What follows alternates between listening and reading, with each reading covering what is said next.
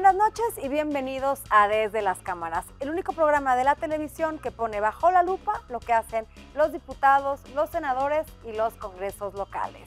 Esta semana el paquete económico es el mayor debate en las cámaras. La ley de ingresos ya fue aprobada por la Cámara Baja y está en revisión en el Senado. El secretario de Hacienda, Carlos Ursúa, explicó ante los diputados el destino y objetivos del mismo. El paquete económico 2019 hace énfasis en austeridad, honestidad y transparencia del gasto público. En su comparecencia ante diputados, el secretario de Hacienda, Carlos Ursúa, señaló que se propone un presupuesto de 5.8 billones de pesos y estima un crecimiento de 2%. El paquete plantea una visión realista y poco optimista frente a la situación económica en el mundo. El entorno económico que seguramente enfrentaremos en el 2019 nos llama a ser muy cautos, a tener una disciplina presupuestaria notable, a poner énfasis en la austeridad, en la honestidad y en la transparencia del gasto público. Tiene como eje central a los mexicanos, en particular a los jóvenes y a los ancianos. Gira alrededor de dos temáticas principales: programas que puedan mejorar el capital humano y la infraestructura pública, los cuales son los insumos que determinan el crecimiento económico de un país. Se preserva lo fundamental, el marco tributario. No se proponen aumentos en las tasas de los impuestos existentes, esta ha sido siempre una promesa del presidente de la República, ni la creación de impuestos nuevos. Las principales variables económicas estiman inflación de 3.4%, un tipo de cambio de 20 pesos por dólar y un precio del petróleo de $55 por barril. Diputados de oposición pidieron mayor presupuesto para municipios, medio ambiente y universidades principalmente. En el paquete se prevé aumentar el presupuesto a las Secretarías de la Defensa Nacional, del Trabajo y de Bienestar, así como a Petróleos Mexicanos, Comisión Federal de Electricidad y el Instituto Mexicano del Seguro Social. Carlos Ursúa confirmó que tampoco se considera recorte al presupuesto del Poder Judicial. Se plantea reducir los impuestos en la frontera norte del país de 30 a 20% el ISR y de 16 a 18% el IVA. El presupuesto 2019 es mayor 6.1% en relación con el de 2018. Se incrementaron los recursos para programas sociales y la infraestructura ferroviaria. En contraparte, se tienen menores asignaciones para órganos autónomos, ciencia y medio ambiente. El secretario de Seguridad, Alfonso Durazo, advirtió a los diputados que si no se aprueba la Guardia Nacional, las Fuerzas Armadas dejarán de prestar ayuda a las tareas de seguridad. Esto lo dijo el secretario ante la Comisión de Puntos Constitucionales en la Cámara de Diputados, encargada de dictaminar la reforma a la Constitución en la que se crea la Guardia Nacional. El secretario de Seguridad, Alfonso Durazo, advirtió a diputados que si no se aprueba la Guardia Nacional, las Fuerzas Armadas dejarán de prestar ayuda en las tareas de seguridad. Tenemos que dar el paso a la constitución de la Guardia Nacional para regularizar la presencia de esos elementos en tareas de seguridad pública.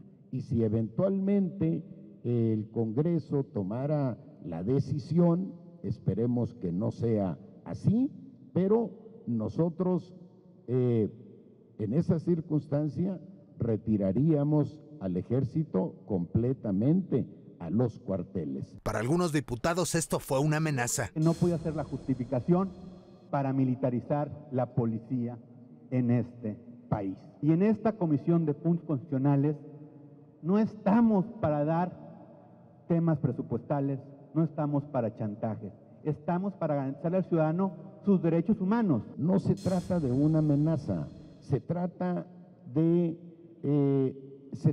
una realidad.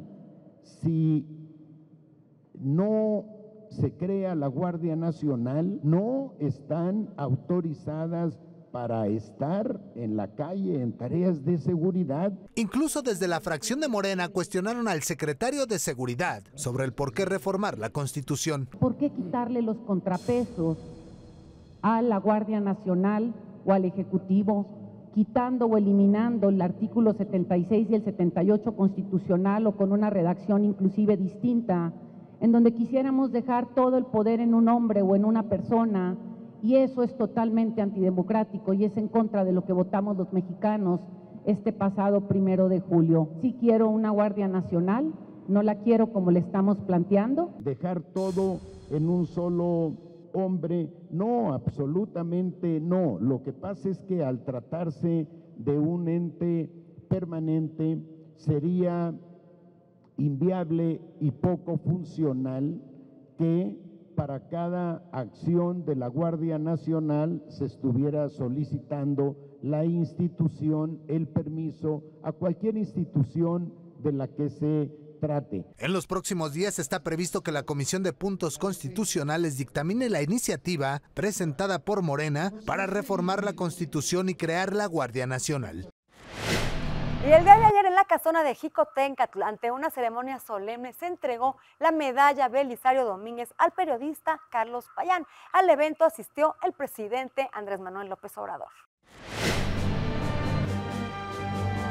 En la antigua sede del Senado mexicano y ante el presidente de la República, Andrés Manuel López Obrador, el periodista Carlos Payán Belver recibió la medalla Belisario Domínguez, máxima condecoración que entrega la Cámara Alta, por su contribución al país, la defensa de los derechos humanos y la libertad de expresión.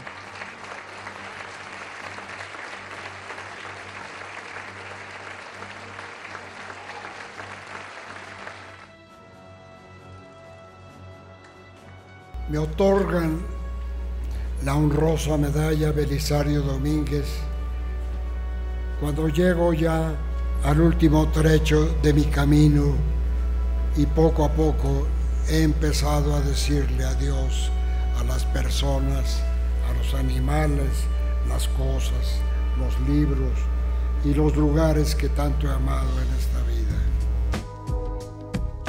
Carlos Payán advirtió sobre el neofascismo y la ultraderecha en todo el mundo, empezando por nuestro vecino país del norte. Directa o indirectamente alimentada por la política de Donald Trump, un vecino prepotente, impositivo, cavernario, xenófobo, machista. Dedicó la medalla Belisario Domínguez al país. Pero también la quiero dedicar a todos los periodistas muertos en nuestro país, que están sembrados a lo largo y ancho de toda la República. A ellos más que a nadie. Yo quisiera que los muros, aquí va mi queverismo, que los muros que levanten en esta patria mía no sean para separar a los pueblos, sino murallas, ay carajo, sino murallas de valor y buen juicio que nos protejan del embate y el yugo de todo fascismo. Que Andrés Manuel López Obrador, un demócrata que llega al poder en una elección sin paralelo y después de una vida de lucha, cumpla con estos objetivos. El presidente del Senado, Martí Batres, impuso la medalla y entregó el diploma que acredita al periodista como integrante de la Orden Mexicana de Honor Belisario Domínguez.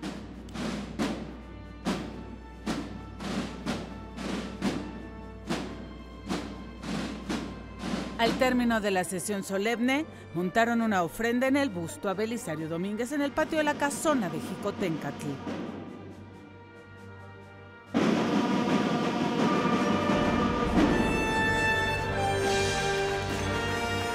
Selene Ávila, ADN 40.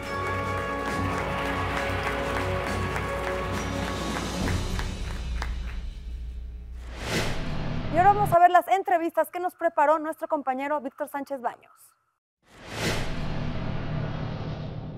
¿Cuáles son las posturas de las diferentes fracciones parlamentarias en el Senado de la República sobre el presupuesto del 2019? De esto platicamos con los senadores Alejandro Armenta, presidente de la Comisión de Hacienda del Senado, que representa a Morena, con Mauricio Curi, quien es el secretario de la Comisión de Hacienda también, pero que representa al PAN, y con Miguel Ángel Osorio Chong, quien es el líder de la fracción parlamentaria del PRI. Veamos qué nos dicen. Lo fundamental del presupuesto es que buscamos y vamos a cumplir el principio de lograr la justicia tributaria. ¿Qué significa esto? Que quienes ganan más paguen más y que la base de la contribución del país no solo lo tengan unos cuantos. Ha iniciado una depuración de los privilegios en este país porque hemos iniciado ya disposiciones legales que están combatiendo la corrupción, que están rompiendo el círculo vicioso de la evasión fiscal. Acabamos de aprobar una ley para endurecer las penas para quienes producen o venden o enajenan facturas falsas y estamos a punto de aprobar una iniciativa para ir contra las empresas fantasmas, que son los dos elementos, las facturas falsas y las empresas fantasmas, son los dos principales elementos de evasión fiscal que le cuestan al país 1 billón de pesos que se podría ir a educación, a salud, a inversión productiva, a la infraestructura o a los grandes proyectos en el campo o a las comunidades originarias. Yo creo que hay varias fortalezas y hay muchos áreas de oportunidad. Primero que nada es un presupuesto que es una ley de ingresos que no nos sorprende mucho. Hay lugares donde nos preocupa. Por ejemplo, el tema del precio del petróleo, lo están poniendo a $55 barril, ahorita está a 51 y la perspectiva es que vaya bajando. Están poniendo una gran cantidad de barriles de petróleo muy por encima de la que estamos haciendo ahorita y eso nos puede causar desde nuestro punto de vista pues un déficit para los siguientes meses. El valor del dólar que lo están poniendo a 20 pesos y ahorita está a 20.50, 20.30 y la perspectiva es que vaya subiendo. Entonces estas son las partes que nos preocupan. Lo que sí vamos a hacer es dejar claro lo que están haciendo. Están dejando de apoyar al campo, más de 20,000 millones. Siempre era creciente el apoyo al campo, ahora 20,000 millones de pesos menos. Y les afecta a todos los productores. Están dejando sin guarderías a las madres trabajadoras. A miles de mamás no van a poder dejar ya a sus hijos y van a poder ir a trabajar. Recortaron el presupuesto. Bueno, muchos discursos en el tema de violencia contra las mujeres, de erradicar la violencia, bajaron a 0 en algunos de los programas, en participaciones a los estados también.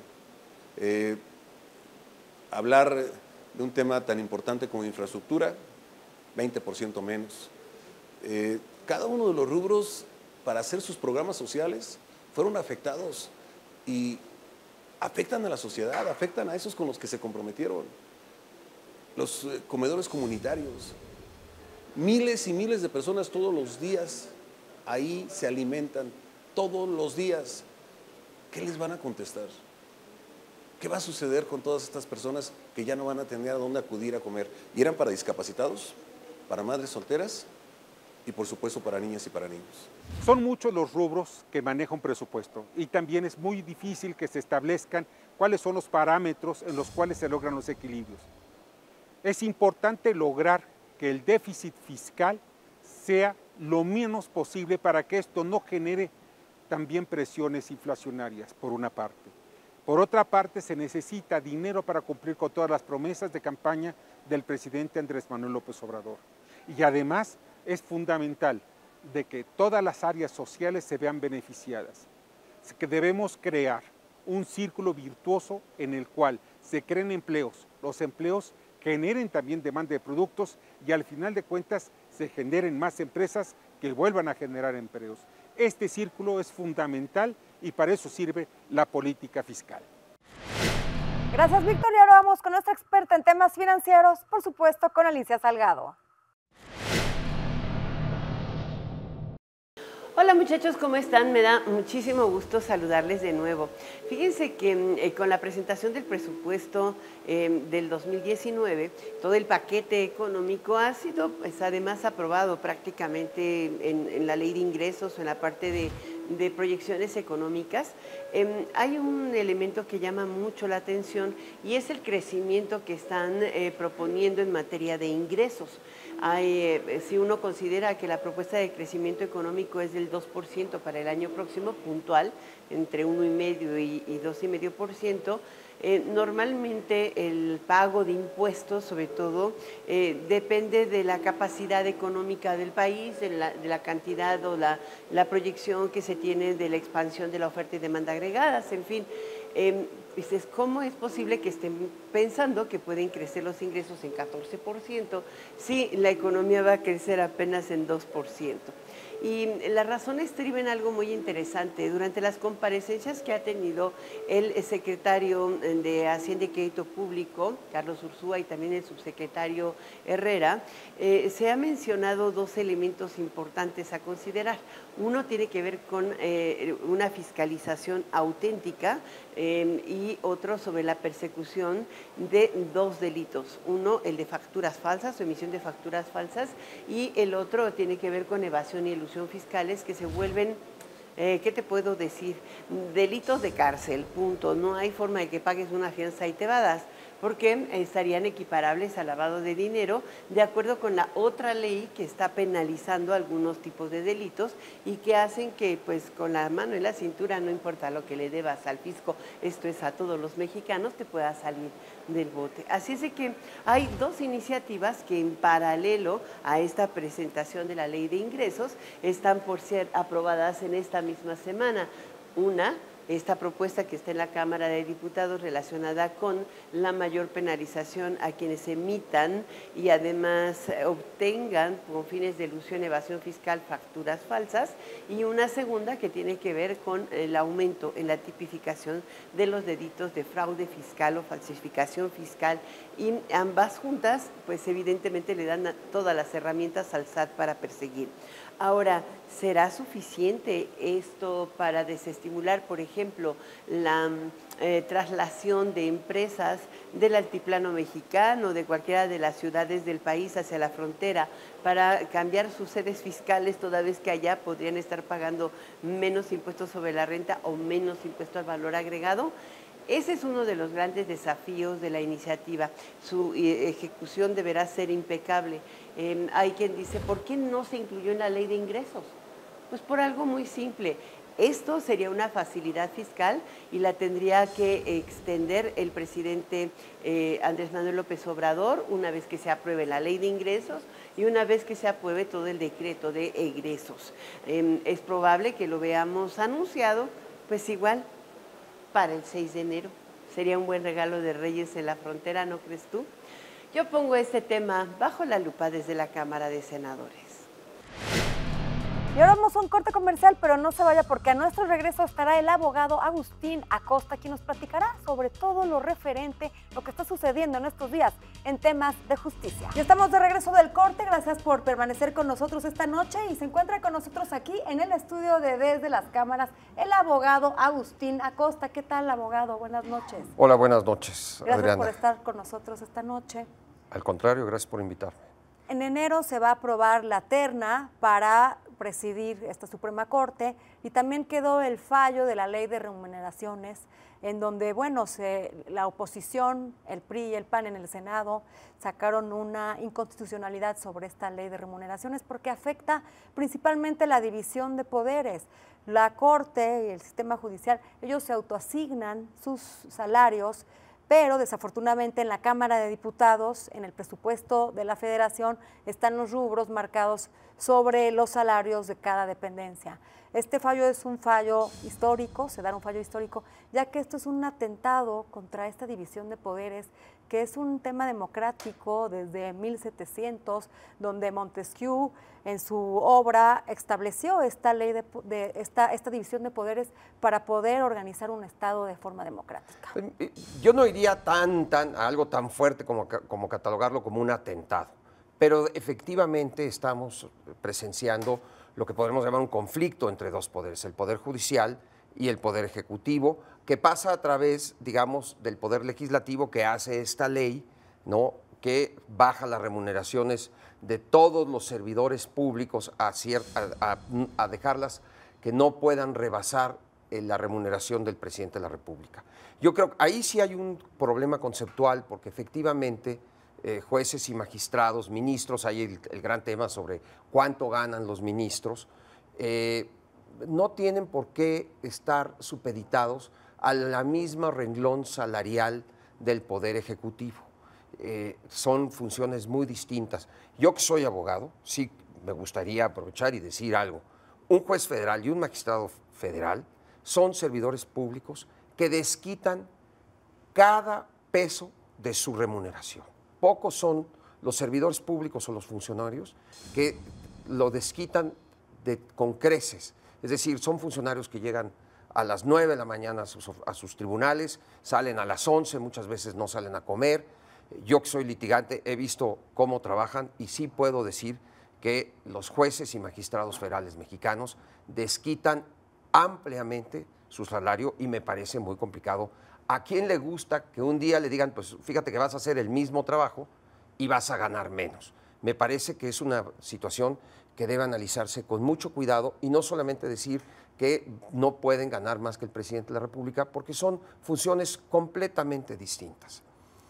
El otro tema. Sobre todo cuando estos jueces y magistrados tienen un background académico importante, donde han tenido estudios de hace muchos años, maestrías, doctorados, y no les puedes reducir así su mérito. Yo creo que sí se debe ponderar y reflejar muy bien el valor que tienen para la estabilidad de la República, para el bienestar del país, para la protección de los ciudadanos, la importantísima función que realizan los jueces federales y los magistrados federales. Y son, como lo dije, un poder meritocrático, porque van ascendiendo. Algunos, ahí sí, los más afortunados, los más escogidos, acceden a la más alta magistratura. Es decir, en algunas ocasiones el presidente de la República tiene, y ha habido siempre un equilibrio, escoge para figurar en una terna a magistrados de circuito para que se incorporen a la Suprema Corte de Justicia. Y ha habido un equilibrio en la Corte, digamos, como la mitad de los integrantes de la Corte vienen de esa carrera judicial, de personas que han empezado desde abajo y han llegado a ser los mayores, el más alto cargo judicial de la República, e incluso ser presidente de la Suprema Corte, ¿no? El actual presidente, Aguilar, viene de esa trayectoria, también de alguna manera su predecesor, Juan Silva Mesa, y varios. Y siempre ha habido un equilibrio y también una fricción, digamos, saludable, porque los que no vienen de la carrera judicial, pues traen otras experiencias, vienen muchos de la academia, muchos vienen de tener posiciones jurídicas en el Poder Ejecutivo. Por ejemplo, pienso en el ministro Medina Mora o en el ministro Javier Lainez, que tuvieron destacadas carreras como juristas adentro del Poder Ejecutivo. Y, por ejemplo, alguien como el ministro Cosío, que venía de la academia, que traía, digamos, mucha frescura en sus argumentos, por venir mucho más innovador, ¿no? Entonces creo que es un diálogo interesante. Se refleja muy bien cómo están partidos los grupos cuando llega la hora de darse la votación para escoger al presidente de la Corte. Y esto es importantísimo y es muy de contexto, porque en enero, regresando del periodo vacacional, los ministros de la Corte van a tener que reunirse. Es una votación entre pares, es decir, aunque uno sea presidente, son todos pares. El presidente será, como decimos... Cuenta el mismo voto, no se pondera. Exactamente, es un primos inter pares, pero son 11. Entonces puede romper, digamos, un voto dividido 5-5.